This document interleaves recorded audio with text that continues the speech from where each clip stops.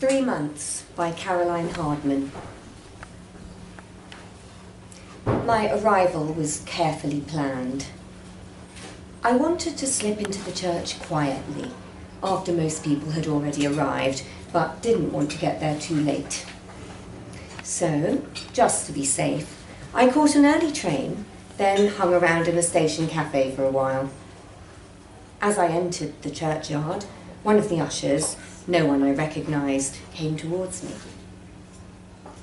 "Bride or groom?" he asked as he handed me an order of service. The ribbon binding it was exactly the same shade of blue as his tie. I paused for a moment.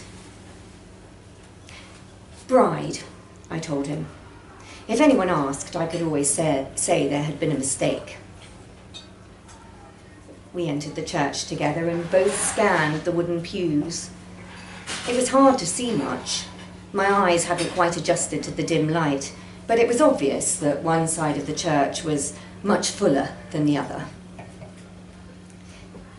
"Would you mind sitting on the groom's side? Space is tight, and since you're on your own..." "No problem," I said. He pointed, and I checked the row carefully before I squeezed past the middle-aged couple on the end and sat down. It's not that I would have minded sitting next to someone I know, a distant relative or one of our mutual friends, but they might have found it awkward sitting next to me, and I didn't want to cause trouble. This was Dave's special day, after all. Dave and Emma's special day, I should say. And Emma is lovely, just lovely. I've only met her once, the time Dave brought her along to Sal's birthday drinks, and she didn't really talk to any of us that night, but sometimes you get that feeling about someone. They met not long after we broke up. She was waitressing in some Mexican restaurant, apparently. God knows why Dave was even there. He can't stand Mexican food, but he was, and Emma spilled a pitcher of tequila sunrise all over him, then apologised so endearingly that Dave asked for her number. Or so the story goes. She entered the church a few minutes after I sat down, and everyone turned to look as if they were watching a tennis match. Her dress was really flattering. So many girls her shape would have tried to give themselves a waist. Squeezed themselves into something that didn't quite fit. Not Emma. Her dress just hung there, straight down. It's a style that wouldn't have worked on me at all, but for her, it was definitely the right choice. You could tell she'd really tried with her hair, too. It took me ages to choose my own outfit for the wedding. I went with a simple blue shift dress in the end, one I've had for years. I had to have it let out a bit, but it looked fine. It was only on the way to the church that I remembered it was one of Dave's favourites. After the service, we all hovered around the churchyard waiting to be told what would happen next, and I chatted with Dave's cousin Mary. We swapped news, her new boyfriend, my new job. Then we both joined the queue to offer congratulations to the happy couple. I watched them both while we waited. Emma's clearly a hugger, which I wasn't expecting. Dave can't stand public displays of affection. He was still shaking the hand of the man in front when it was my turn to receive Emma's hug. When she finally let go, I stepped towards Dave. "I didn't think you'd come," he whispered in my ear as my lips brushed his cheek. I stepped back and looked at him, my arm still resting on his. "Don't worry," my eyes said.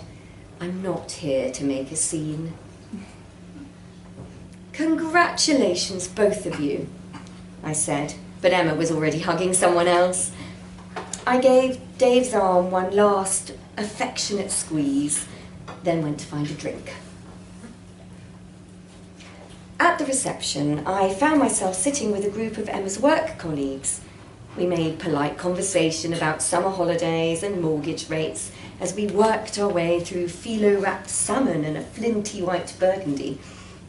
When the waiter came to top up our glasses, I covered mine with my hand. "I'm driving," I lied, and let him take my glass away, replacing it with a tumbler of sparkling water. I probably shouldn't have had the first glass, really, but it was a special occasion after all. It's not every day you watch the love of your life getting married. I'm joking, of course. Dave isn't the love of my life. We dated for a few years. Well, quite a few actually, just after we both left university. But it was a mutual decision to end things. We both realised we'd sort of grown apart. It happens to lots of couples, I suppose. And far better to call it quits than to marry your first serious boyfriend and then spend the rest of your life wondering who might be out there. Of course, we said we'd stay friends, and we did for a while. But then he met Emma and we just drifted out of contact. It was nice of them to invite me to the wedding.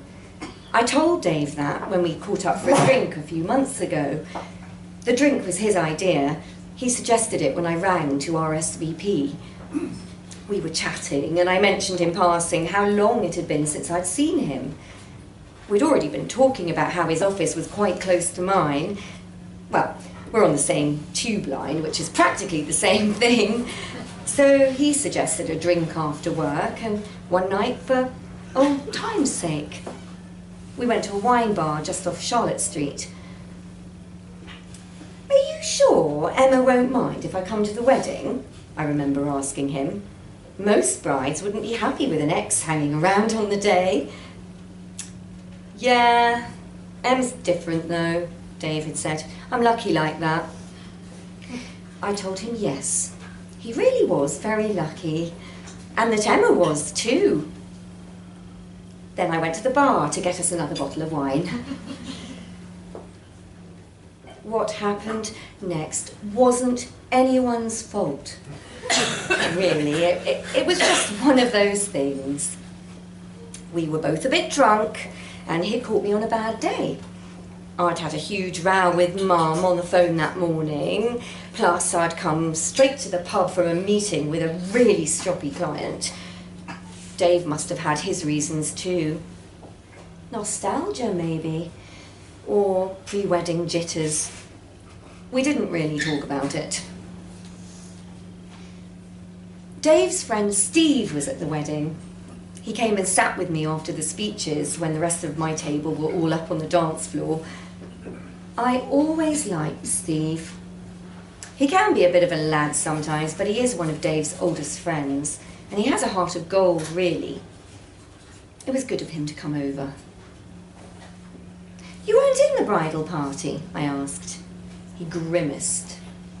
"Yeah, well, Dave did ask me to be his best man, but then Emma put her foot down. Didn't trust me to organise a stag do, she said, so I was demoted to usher." I recognised his blue tie then and asked why I hadn't seen him in the churchyard. He took a swig of his bourbon and coke. "The others were all from Emma's side," he said, "so they put me on car parking." His drink sloshed all over the table as he plonked the glass down. "Bollocks. Guess I need another one of these," he said, and looked at my glass. "What are you having? G&T? Vodka and lemonade?" "Yeah," I said, leaving him to decide exactly what I was saying yes to. "I'll get them though." I was on my feet before he could stop me.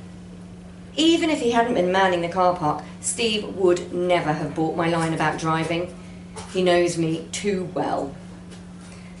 When I came back with our drinks, we clinked glasses and he lowered his voice to a conspiratorial whisper. "So, how long do you give them then?" "Oh, come on, Steve," I remember saying. "She can't be that bad." but he kept pushing for an answer. All right, I finally said. 3 months. I give them 3 months. Steve laughed at that. We chatted for a while longer and then he left. We'll have a dance later, yeah? He said as he went, but I slipped off home before he could come back. I'd been about to go anyway. I thought about it on the train home, and I've decided that's what I'll do. I'll give it another 3 months before I tell them.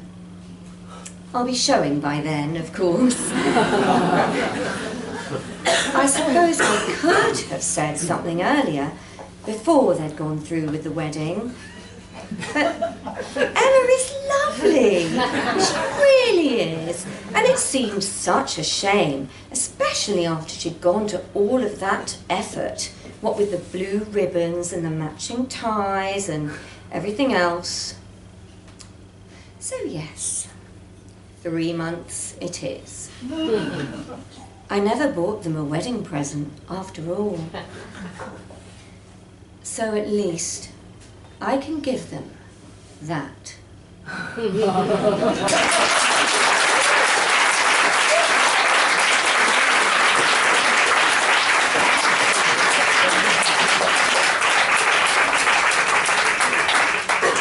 Thank you, Clareine. Our third and the last story in the first half will be Father Figure by J.A. Hopper, to be read by Rich Keeper. J.A.'s previous stories for Liars League, Mother's Milk and We She, featured a vampire cannibal baby and thousands of sentient dolls. This one is marginally less weird. She lives in Cambridge with her 3-year-old daughter, from whom she steals all her best ideas.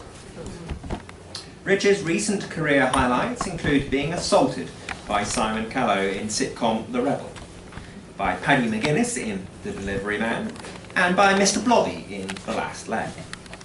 That's not counting being shouted at in the street for being the guy sat on the hippo in the top cashback adverts. Of course. Rich!